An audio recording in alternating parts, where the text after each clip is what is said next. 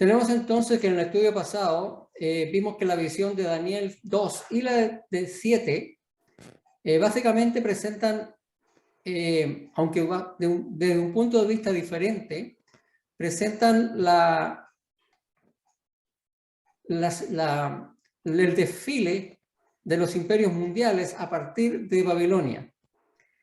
Y vimos entonces que la cabeza de oro del estapo de Nabucodonosor, del capítulo 2, estaba representada por el león.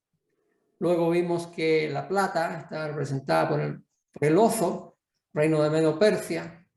Después vimos que el bronce estaba representado por Grecia, el imperio greco-macedónico, que en el capítulo número 7 aparece como un leopardo.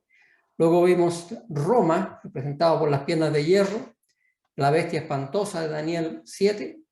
Luego los siete dedos de los pies en la estatua, y la bestia espantosa tenía 10 cuernos. Y dijimos que los 10 cuernos representaban las 10 tribus principales que habían invadido Europa desde el otro lado del Danubio y del Rin. Estas tribus principales que habían invadido Europa, que terminaron derrocando al imperio romano, ocuparon entonces Europa y se convirtieron en lo que son ahora muchos de los países europeos. Pero luego dijimos que había surgido un cuerno pequeño de entre los 10 cuernos. Y dijimos de que ese cuerno pequeño teníamos que ubicarlo en la historia. ¿Quién era? En Daniel 7:8, que fue el último versículo que analizamos la semana pasada, decía que mientras yo contemplaba los cuernos, he aquí que otro cuerno pequeño salía entre ellos. Y delante de él fueron arrancados 3 cuernos de los primeros. Y he aquí que este cuerno tenía ojos como de hombre y una boca que hablaba grandes cosas. Quedamos entonces en el momento en que el cuerno pequeño, que identificamos como la iglesia, porque cuando cayó el imperio romano, dijimos también de que el imperio romano de Oriente todavía subsistía. Ustedes se recordarán que hablamos del imperio bizantino, que se le llamó al imperio romano de Oriente. Y dijimos de que cuando había caído el imperio romano de Occidente, con capital en Roma, había quedado un vacío en Europa. No había más un poder centralizado. Y entonces la iglesia había tomado el poder y había llenado ese vacío con el apoyo del emperador del imperio romano de Oriente. Ahora, a diferencia del capítulo 2, no llegamos a estudiar qué es lo que pasa después con este cuerno pequeño. Solamente llegamos al momento en que se levanta la iglesia con sede en Roma.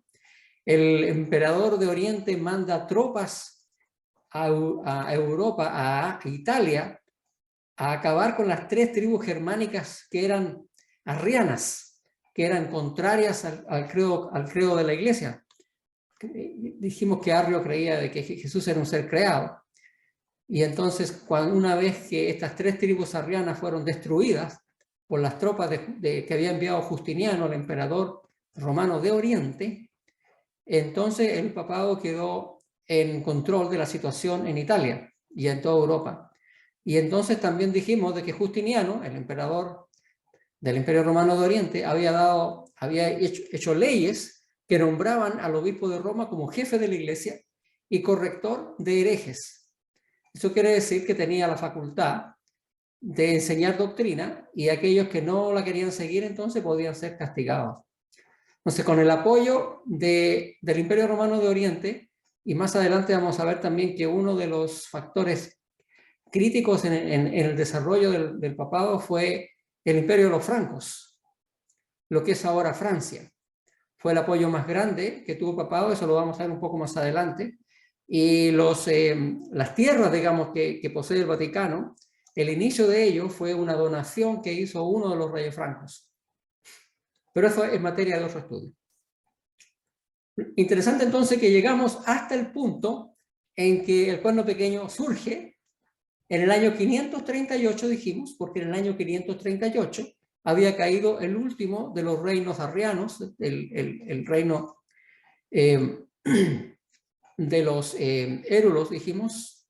A ver, vamos a no tengo por acá la lista de los imperios, pero en el año 538 fue entonces que cayó el último de ellos, y entonces la Iglesia romana tuvo la oportunidad de expandirse porque ya no había enemigos, no había ningún poder que se le enfrentara, y entonces quedaba sola en el imperio, en lo que había sido el Imperio Romano de Occidente. Bueno, ahora viene entonces el capítulo, versículo número 9. Y después de esto entonces dijimos que el capítulo 8 quedó en que salía el cuerno pequeño, delante de él fueron arrancados 3 cuernos, las tribus bárbaras, y este cuerno tenía ojos de hombre y una boca que hablaba de grandeza, y explicamos todo eso.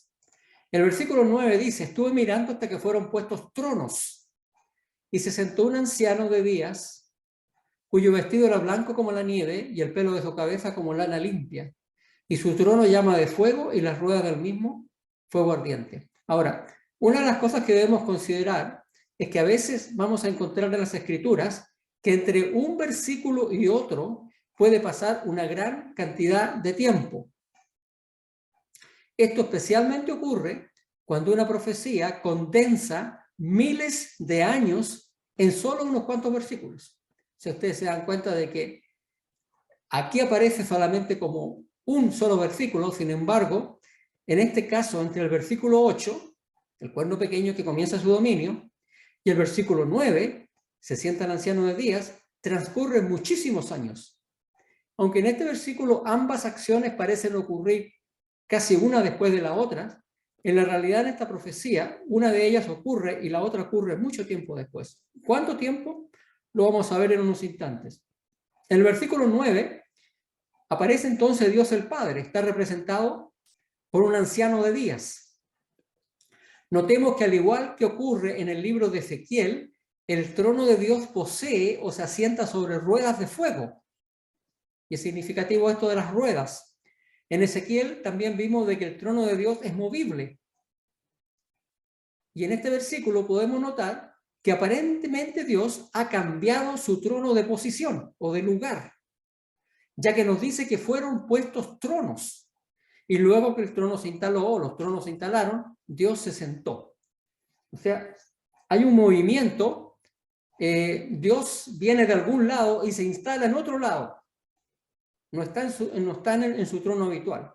Ahora, al describir a Dios como un anciano de días, debemos tener en cuenta que Daniel solo vio una representación de la deidad.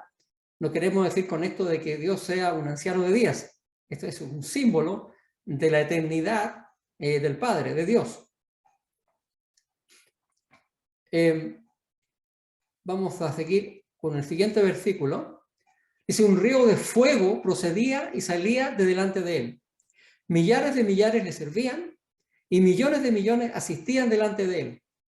Y ahora dice: el juez se sentó y los libros fueron abiertos. Ahora, el fuego siempre acompaña a la presencia de Dios. Vimos que en el capítulo 1 de Ezequiel, el trono de Dios también aparecía envuelto en fuego. Así que esto no es un simbolismo que solamente aparece en el libro de Daniel, aparece en otros libros proféticos.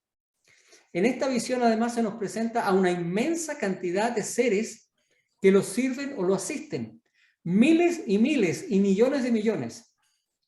O sea, de acuerdo a esto, nos podemos dar cuenta de que donde sea que está el trono de Dios, donde sea que se instaló, es un lugar inmenso, gigantesco, que tal vez ni siquiera nos podemos imaginar de su porte. Y en ese lugar está siendo servido por miles y millones, por miles y miles y millones de ángeles que están cumpliendo su voluntad y lo están asistiendo. Luego se nos dice que el juez se sienta. Primero tenemos que Dios se sienta y luego es el juez quien se sienta. La conclusión es que Dios y el juez son la misma persona. Pero la pregunta ahora es: ¿y por qué Dios se presenta como un juez? Si hay un juez, quiere decir que también entonces hay un juicio para ser presidido. ¿Qué juicio puede ser este? Y aquí viene lo que estudiamos anteriormente. Anteriormente estudiamos de que el Señor Jesús entró al lugar santísimo, al lugar santo del templo celestial. Probamos sin lugar a duda a través del libro de Hebreos la existencia de un templo en el cielo. También probamos por la Biblia de que Jesús había entrado en ese templo y había sido ungido como sumo sacerdote en el día de Pentecostés y había comenzado así su misión de intercesión en el lugar santo del templo celestial. Pero también dijimos que en el templo terrestre había un servicio anual, una purificación del santuario, un día del juicio. Entonces, para aquellos que conocen acerca del santuario, solo hay una explicación acerca de este juez que se está sentando. Y eso significa que este juicio que va a comenzar corresponde al día de la expiación o purificación del santuario.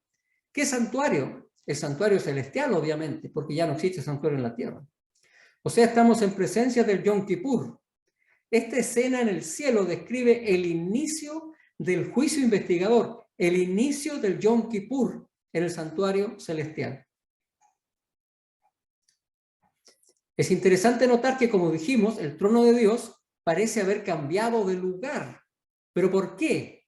Porque hasta ese momento la función sacerdotal de Cristo se había desarrollado en el lugar santo, el primer compartimiento del templo. Ahora la purificación del santuario tiene lugar en el lugar santísimo y por lo tanto Dios y su séquito se trasladan del lugar santo al lugar santísimo. Y vimos en la clase pasada que el edificio del santuario, aquí por supuesto se está mostrando la tienda del tabernáculo en el desierto, un lugar muy pequeño, pero cuando hablamos del santuario celestial estamos hablando de un lugar inmenso. Pero aún así existe un lugar santo y un lugar santísimo. Y lo que estamos diciendo ahora, que desde el tiempo del Pentecostés, Jesús había oficiado como intercesor en el lugar santo. Pero que ahora, en este momento que está viendo Daniel, se ponen tronos en el lugar santísimo y entonces comienza el juicio de la purificación del lugar santísimo, tal como se hacía en la tierra. En esta visión está simbolizado el juicio final de la humanidad. Durante este juicio se examinan los registros de todos aquellos que en un tiempo u otro han profesado lealtad a Cristo. La investigación no se hace para informarle a Dios ni a Cristo, sino que para informar al universo. La escritora Elena de White dice lo siguiente en su libro Primeros Escritos. Vi al Padre levantarse del trono y en un carro de llamas entró en el lugar santísimo, al interior del velo, y se sentó. Entonces Jesús se levantó del trono y la mayoría de los que estaban prosternados se levantó con él. Después de eso, un carro de nubes, cuyas ruedas eran como llamas de fuego, llegó rodeado de ángeles a donde estaba Jesús. Él entró en el carro y fue llevado al lugar santísimo donde el Padre estaba sentado. Tenemos entonces que las escrituras en el libro de Daniel nos dicen de que se ha producido un movimiento y un cambio del trabajo que se está haciendo en el santuario celestial. Se acaba de mover la corte celestial del lugar santo al lugar santísimo para dar comienzo al juicio, al Yom Kippur, a la purificación del santuario. Si nosotros vamos ahora al libro de Apocalipsis, perdón, antes de ir allá, vamos a parar un poquito y voy a preguntar si hasta aquí hay alguna pregunta de lo que hemos expuesto, porque es importante entender todo lo que hemos dicho para poder seguir más adelante. Lo que quiero, Adán, recalcar, porque en realidad es nuevo esto para mí también, que el santuario que existía terrenal era un lugar pequeño, dijiste tú, un lugar pequeño donde se ve ahí en la foto.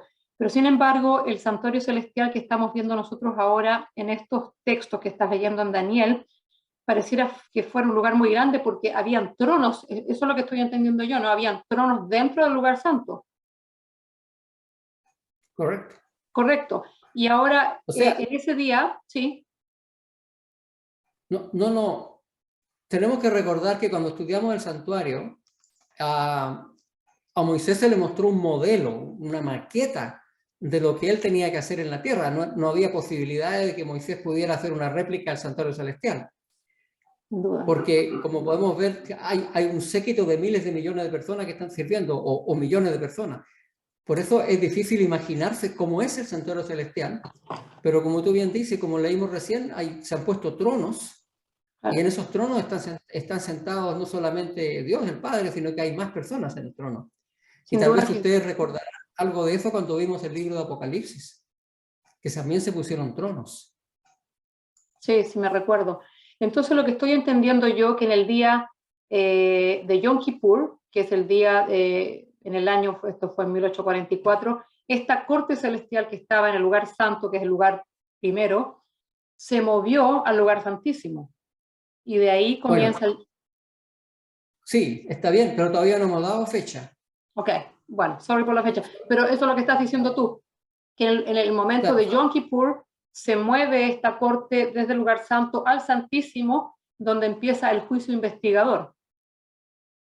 correcto, porque cuando estudiamos el santuario dijimos que en el santuario había un servicio diario, un servicio diario que se realizaba durante todo el año en el lugar santo, pero que una vez al año se entraba en el lugar santísimo para purificarlo de todos los pecados que se habían acumulado en el año. Y había toda una ceremonia que describimos.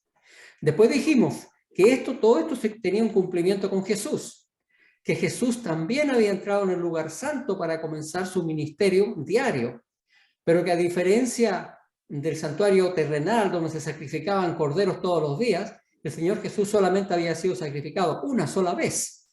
Pero quedó claro por lo que estudiamos de que en el día del Pentecostés el Señor Jesús fue ungido como sacerdote en el cielo y dijimos de acuerdo al orden de Melquisedec.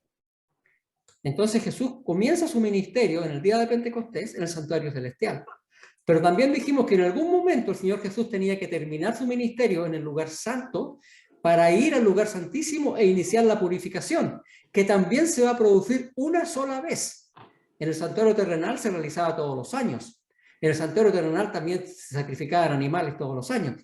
Pero en el santuario celestial el Señor Jesús murió solamente una vez y cuando purifica el santuario solamente lo purifica una vez, porque no tendría sentido que lo estuviera purificando todos los años. La purificación se hace cuando estás llegando al final de los tiempos. Entonces, lo último que te quiero preguntar, entonces, en el día de Pentecostés, cuando el Señor asciende al cielo y quedan los discípulos en la tierra, Jesús es ungido como sacerdote para ministrar en el lugar santo. ¿Estoy en lo correcto? Sí, Jesús asciende al cielo y 40 días después es el día de Pentecostés. Ok.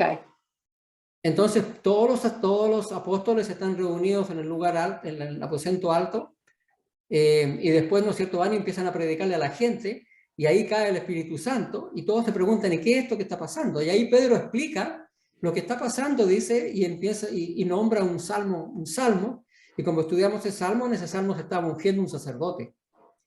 Y entonces, y después vimos que Pablo nombraba a Melquisedec una cantidad de veces, y decía que Cristo había sido ungido de acuerdo a la orden de Melquisedec. Lo repite una y otra vez Pablo, y Cristo fue ungido según el orden de Melquisedec. Y Pablo cita el mismo versículo que está citando Pedro en el día de Pentecostés. O sea, queda claro en la Biblia. No podemos dar el estudio de nuevo, pero queda claro en la Biblia de que Jesús comienza su ministerio en el santuario celestial en el día del Pentecostés.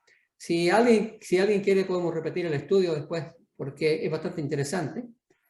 Pero por eso que yo dije que era tan importante entender muy bien cómo trabajaba el servicio del santuario. Gracias, Adam. Y lo último que quería preguntarte, cuando Jesús pasa del lugar santo al lugar santísimo en el día de Yom Kippur, ¿él deja de ser sacerdote para ser juez? ¿O sigue siendo sacerdote?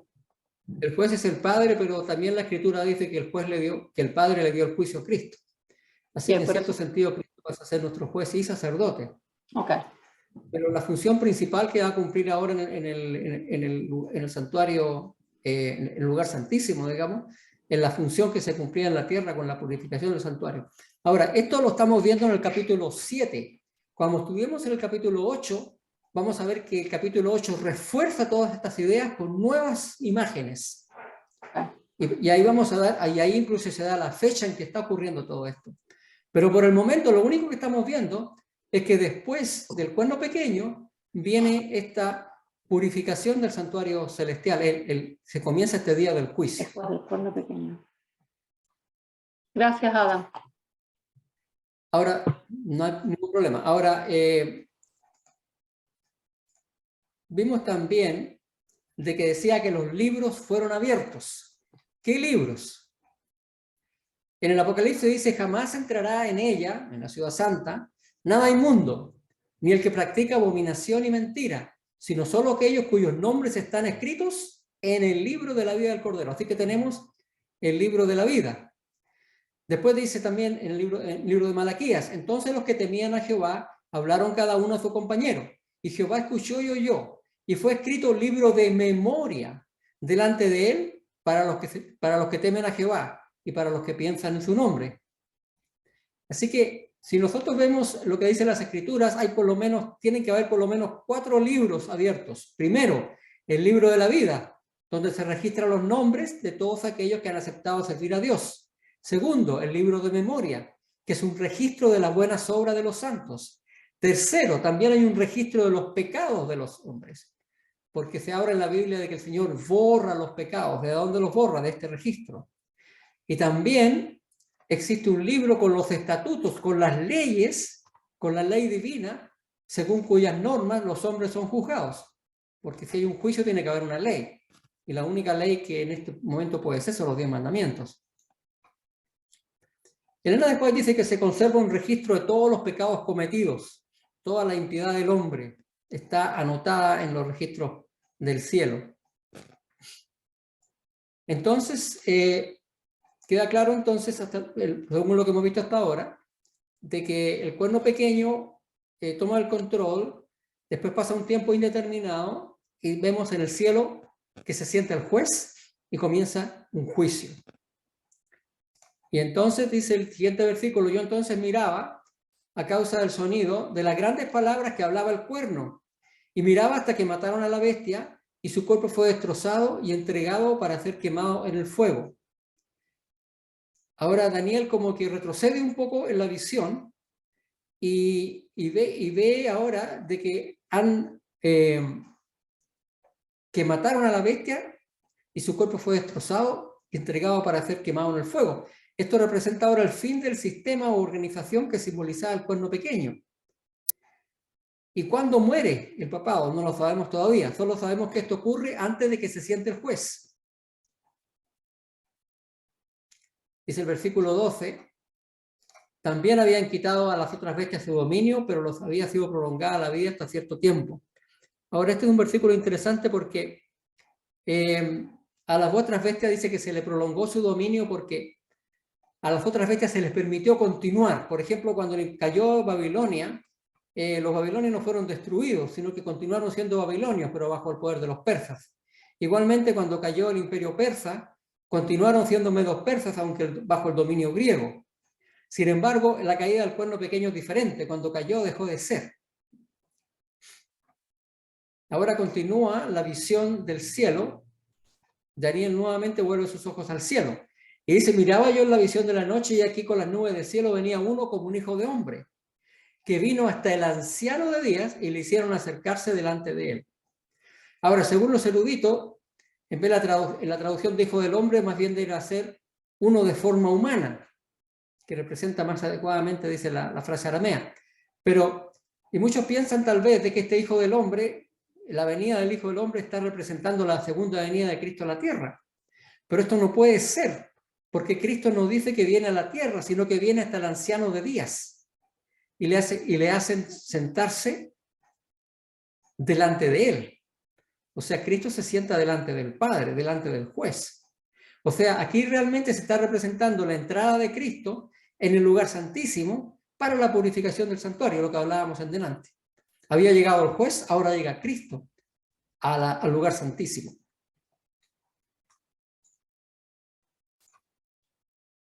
Y le fue dado dominio, gloria y reino para que todos los pueblos, naciones y lenguas le sirvieran.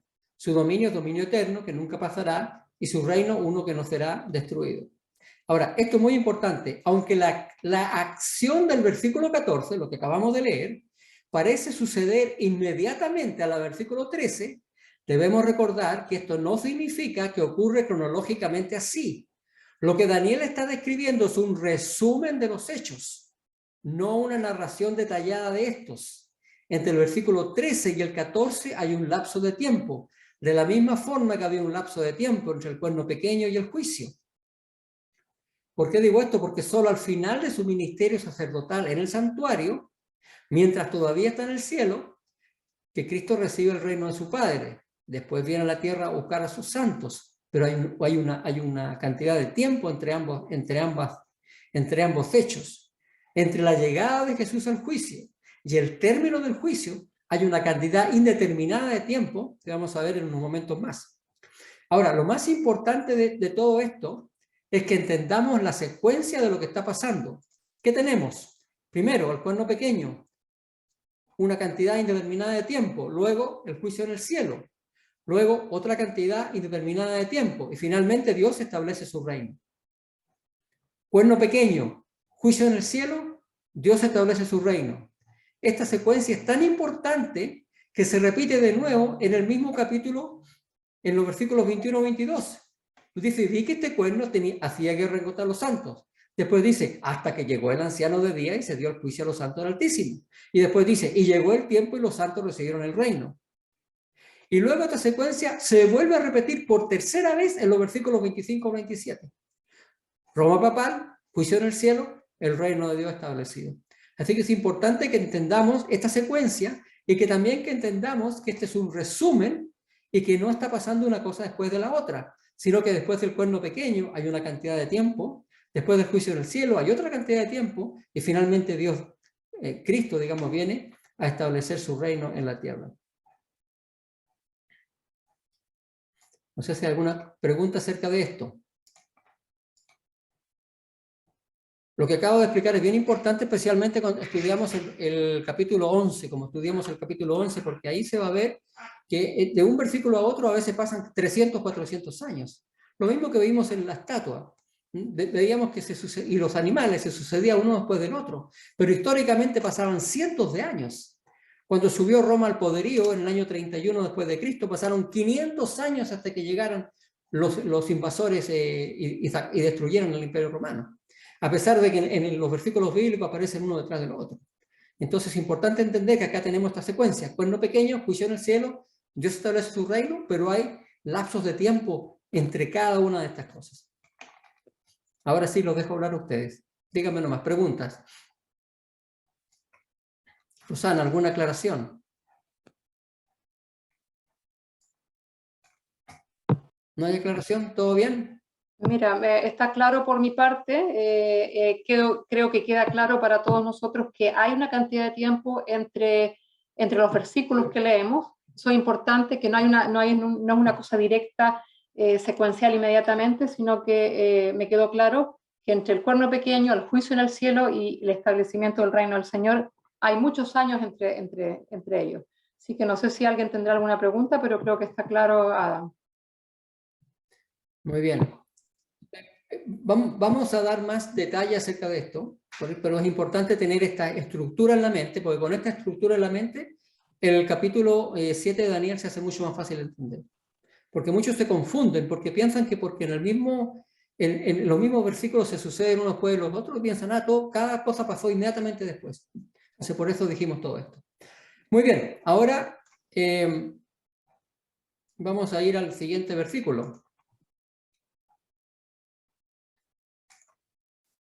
Se me turbó el espíritu. A mí, Daniel, en medio de mi cuerpo, y las visiones de mi cabeza me asombraron. Me acerqué a uno de los que asistían y le pregunté la verdad de todo esto, y me habló y me hizo conocer la interpretación de las cosas. Daniel quedó pero intrigado y asombrado, sin entender el significado de la visión. Cuerno pequeño, juicio en el cielo, después viene, ¿no es cierto?, el reino de los santos. ¿A quién le pregunta? Le preguntó a uno de los que estaban en el juicio, a uno de los que estaban asistiendo. Él todavía está en visión, y en la visión le está preguntando a uno de los que están ahí, bueno, ¿y qué significa todo esto? Entonces ahora viene una explicación. Dice, estas 4 bestias son 4 reyes, o dijimos 4 reinos, que se levantaron en la tierra. Fíjense ustedes el resumen. Después recibirán el reino los santos del Altísimo y poseerán el reino hasta el siglo eternamente para siempre. Pero nosotros sabemos que entre cada bestia hay una gran cantidad de tiempo. Estas 4 grandes bestias son 4 reyes. Después recibirán el reino. ¿Cuándo después? Mucho tiempo después. Pero aquí está todo resumido. Es bastante escueta la explicación que da el ángel. Solamente dice que iba a haber 4 reinos mundiales, que no iba a haber nunca más otro reino como ese. y que después iba a venir la segunda venida de Cristo. Pero Daniel no queda contento con la explicación. Entonces dice Daniel, tuve deseo de saber la verdad acerca de la cuarta bestia, que era tan diferente de todas las otras, espantosa en gran manera, que tenía dientes de hierro y uñas de bronce, que devoraba y desmenuzaba, y las obras hollaba con sus pies. Y ya hablamos de que esta bestia la identificamos como Roma imperial en el estudio pasado. ¿Por qué sabíamos que era Roma imperial? Porque esta bestia venía directamente después del imperio greco-macedónico. Y nosotros sabemos que el único imperio que se levantó después del imperio greco-macedónico fue Roma. Por lo tanto, esta bestia y las obras hollaba con sus pies, todo eso lo explicamos, era el imperio romano. Ahora, asimismo, acerca de los 10 cuernos que tenía en su cabeza y del otro que había salido, delante del cual habían caído 3. Y este mismo cuerno tenía ojos y boca que hablaba grandes cosas y parecía más grande que su compañero. Daniel entonces desea más detalle y ahora entonces se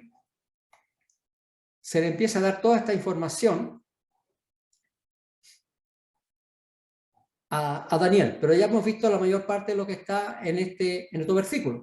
Vimos, como dijimos, que el Roma imperial representaba a la bestia, vimos que los 10 cuernos representaban a las tribus bárbaras que habían invadido Europa y finalmente habían hecho caer al imperio romano, y vimos que el pequeño cuerno que se levantaba era el papado entonces que había reemplazado prácticamente al poderío del imperio romano, y también explicamos qué significaba que tenía una boca que hablaba grandes cosas. Pero después continúa, dice, y veía que este cuerno hacía guerra contra los santos y los vencía. ¿Hasta cuándo? Hasta que vino el anciano de días. Aquí se da un poquito más de información, porque dice que el cuerno hace la guerra contra los santos y los vence. Luego viene un periodo de tiempo, que es indefinido, y esto ocurre entonces hasta que viene el anciano de días y se da el juicio a los santos del Altísimo, y finalmente llega el tiempo y los santos reciben el reino. Aquí está la secuencia de nuevo. Cuerno hace guerra contra los santos, llega el juicio y finalmente se da el juicio a los santos del Altísimo. Aquí están las 3 etapas. Hacía guerra contra los santos. Este cuerno entonces, el cuerno pequeño, era un poder perseguidor. ¿Y persiguió hasta cuándo? Hasta que llegó el anciano de días y comenzó el juicio. Entonces ahora el ángel le va a dar más detalle. Le dice, la cuarta bestia será un cuarto reino en la tierra, el cual será diferente de todos los otros reinos. Y a toda la tierra devorará, trillará y despedazará. Roma imperial. Y los 10 cuernos significan que de aquel reino se levantarán 10 reyes, las tribus bárbaras que invadieron Europa. Y tras ellos se levantará otro, el cual será diferente a los primeros, y a 3 reyes derribará.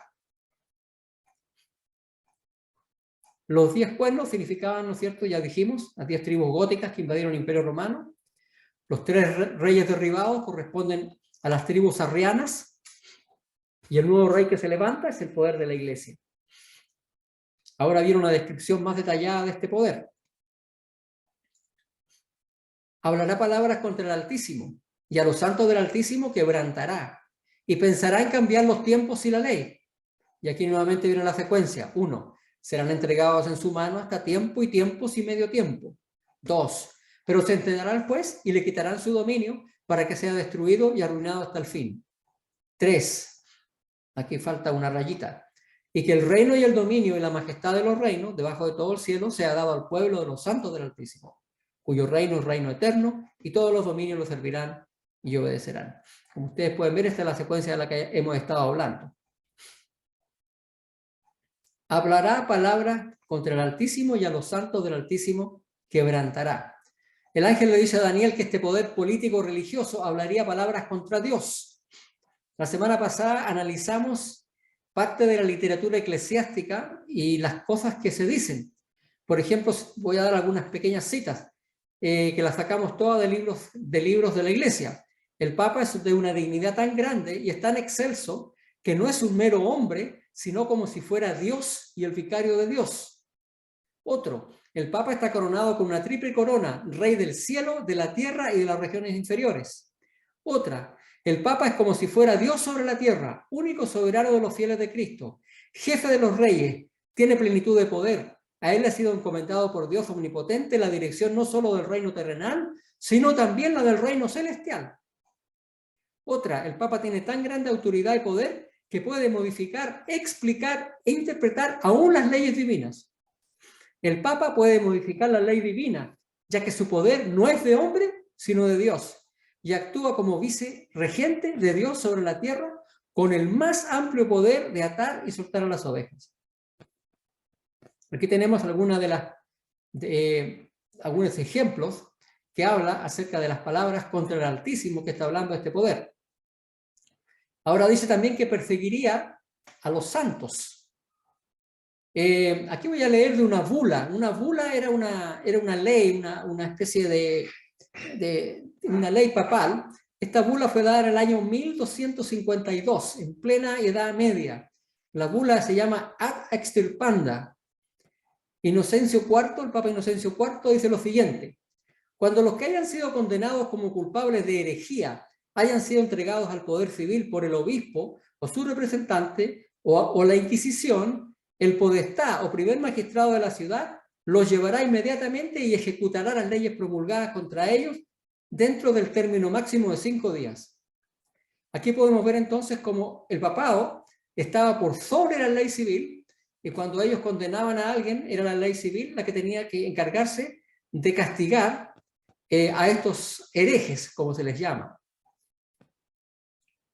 Los pasajes que ordenaban quemar a los herejes impenitentes estaban incluidos en los decretos papales de las constituciones imperiales, y hay varias bulas acá. La bula antes mencionada, Ax Extirpanda, permaneció de allí en adelante como documento fundamental de la Inquisición, renovada o puesta nuevamente en vigencia por varios papas: Alejandro IV, Clemente IV, Nicolás IV, Bonifacio VIII y otros. Por lo tanto, las autoridades civiles estaban obligadas por los papas, so pena de excomunión, a ejecutar las sentencias legales que condenaban a los herejes impenitentes a la hoguera. Y la historia nos cuenta que la Iglesia organizó cruzadas, así como las cruzadas que organizó para ir a recuperar la Tierra Santa. Se organizaron cruzadas para destruir a los herejes, especialmente aquellos que se escondieran en las montañas de los Alpes. Así que aquí tenemos que se cumple lo que dice, que hablará palabras contra el Altísimo y a los santos del Altísimo quebrantará. Hubo una persecución de los santos, pero no, hay más detalles acerca de este poder. Porque hasta el momento hemos dicho que el cuerno pequeño simboliza al poder papal que se levantó después de la caída del Imperio Romano. Pero tal vez no hemos dado tanto detalle, pero lo estamos dando ahora. Pero este detalle es muy importante porque dice, pensará en cambiar los tiempos y la ley. La pregunta es, ¿cambió el papado los tiempos y la ley? Y la respuesta es sí. Porque si usted compara los 10 mandamientos de la Biblia con los 10 mandamientos del catecismo, se va a dar cuenta que no son los mismos.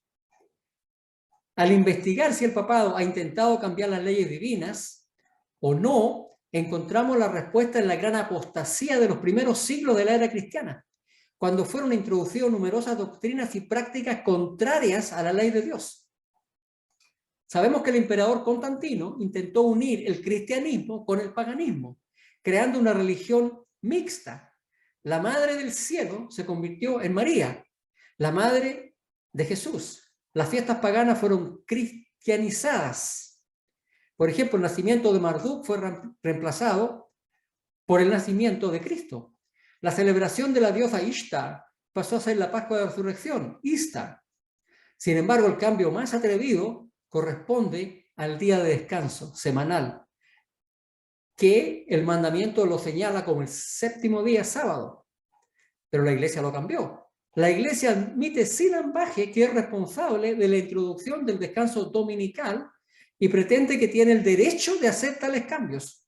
Un catecismo autorizado para sacerdotes dice lo siguiente: la Iglesia de Dios, es decir, la Iglesia Católica, en su sabiduría ha ordenado que la celebración del día sábado fuese transferida al día del Señor, el domingo.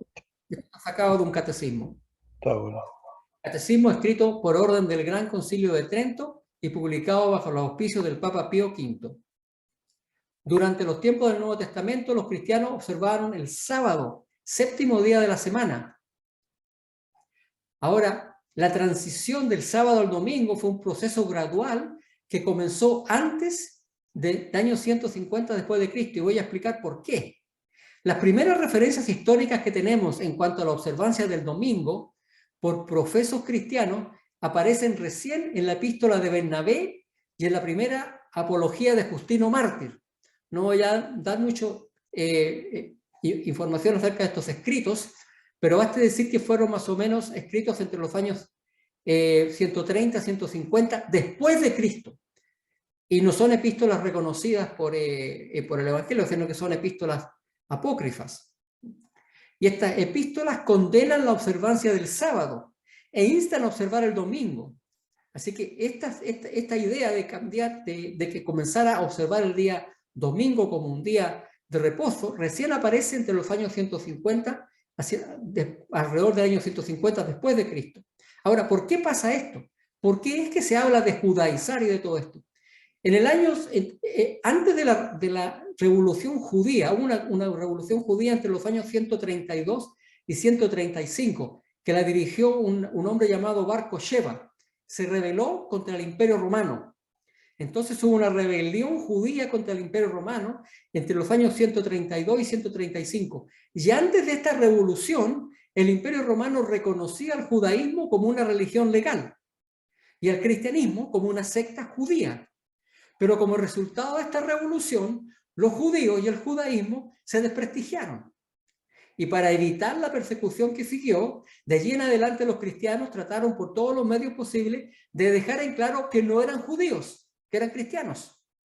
Y las repetidas referencias que hacen los escritores cristianos de los 3 siglos siguientes a la observancia del sábado, como una práctica judaizante, junto con el hecho de que no hay ninguna referencia histórica de la observancia cristiana del domingo como día sagrado antes de la Revolución Judía, indican que el periodo comprendido entre los años 135 al 150 fue el inicio cuando los cristianos empezaron a atribuirle santidad de día de reposo al primer día de la semana.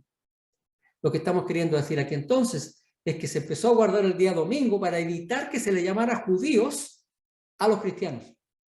Sin embargo, la observancia del domingo no reemplazó inmediatamente a la del sábado, sino que la acompañó y la complementó.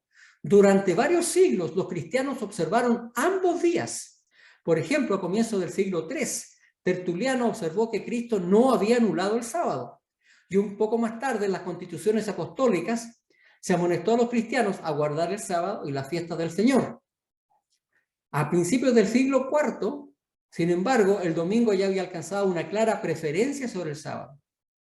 En su comentario sobre el Salmo 92, Eusebio, un historiador eclesiástico de esa época, escribió: todas aquellas cosas que eran deber hacer en el sábado, las hemos transferido al día del Señor, como que le pertenecen de manera más apropiada, porque este día tiene preferencia y ocupa el primer lugar y es más honorable que el sábado judío.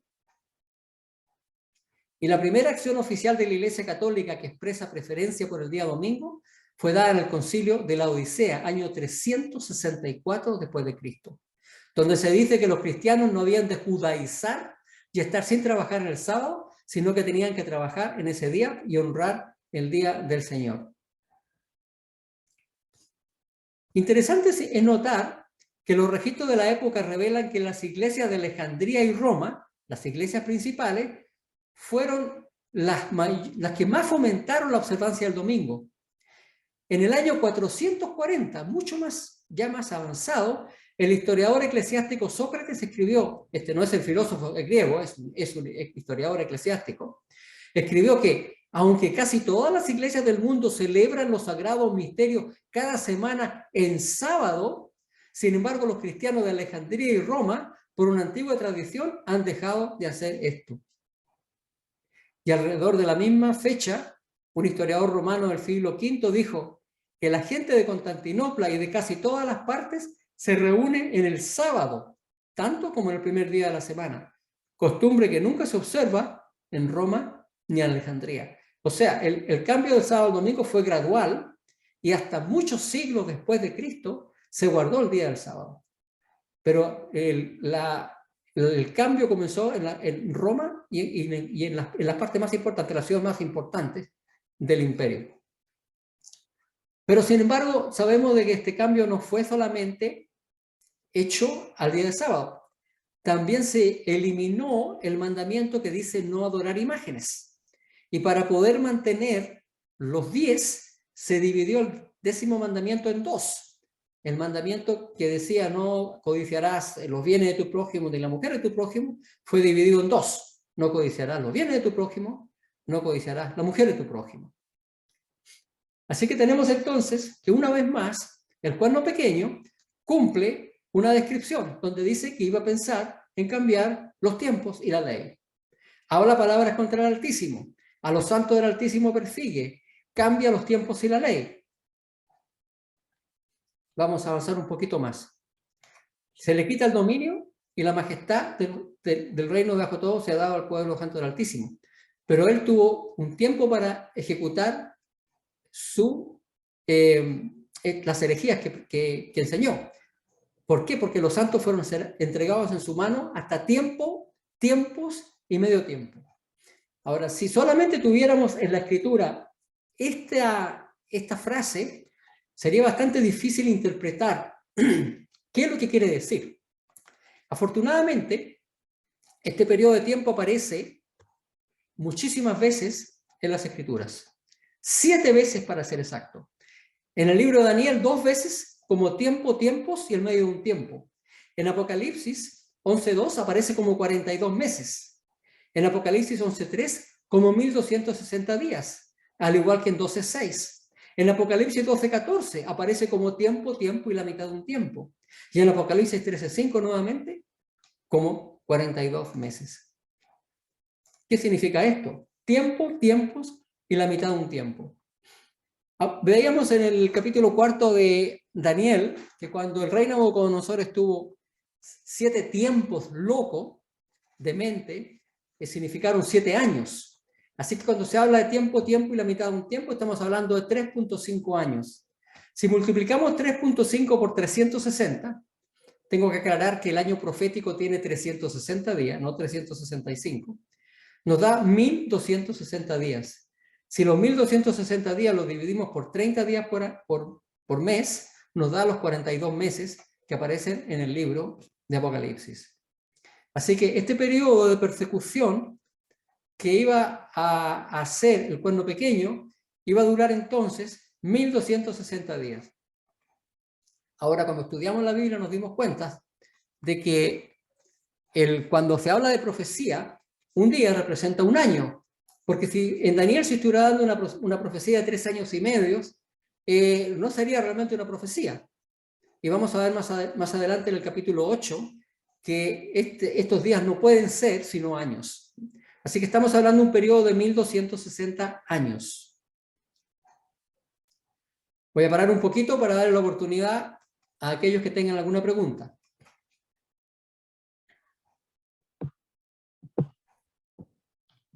¿Alguien tiene alguna duda, alguna pregunta? Es el momento para hacerlo. O pareciera que Adán está muy claro. A ver si veo las caras o alguien que esté levantando la mano por acá. O que estoy tan enredado que nadie entendió nada. Esa es la otra posibilidad. Oye, ¿por qué son 360 días? ¿Y dónde quedan los 5 días del año? Cuando se habla de profecía, el año tiene 360 días y el mes tiene 30 días. Ahora, y esto nos damos cuenta porque vamos a darnos cuenta cómo estos números calzan perfectamente. Ahora tenemos que tener en cuenta que el año nuestro tiene 365 días, pero el año judío no tenía 365 días, porque el año judío podía tener un mes más o un mes menos, dependiendo del tiempo. Pero cuando se habla de año profético son siempre 360 días, y si un mes profético son 30 días. Gracias. Aquí tengo una explicación un poquito más, no quiero entrar en demasiado detalle para no confundir el asunto. El año profético de 360 días tiene 12 meses de 30 días, y no es literal sino simbólico. Sus 360 días son proféticos. Según el principio día por año, un día en profecía simboliza un año. Así, un año profético o tiempo simboliza 360 años solares. Pero cada uno de estos años representa un año, perdón, cada uno de estos años proféticos representa un año solar. ¿Por qué estoy diciendo todo esto? Porque esta profecía nos va a llevar acá, a 1260. Nosotros dijimos que en el año 538 el papado había asumido el control, el poder, porque este había sido el año en que el último de los imperios vándalos había caído. Y el papa había quedado libre, sin competencia, para poder entonces tomar el control de Europa. Ahora, si nosotros supongamos de que son 360 días, y son 1260 días, ahora, para responder un poco a la pregunta de Damaris, este mismo periodo de tiempo aparece en Apocalipsis como 1260 días. Y como estudiamos Apocalipsis nos vamos a dar cuenta de que la persecución en Apocalipsis también dura 1260 días, igual que en el libro de Daniel.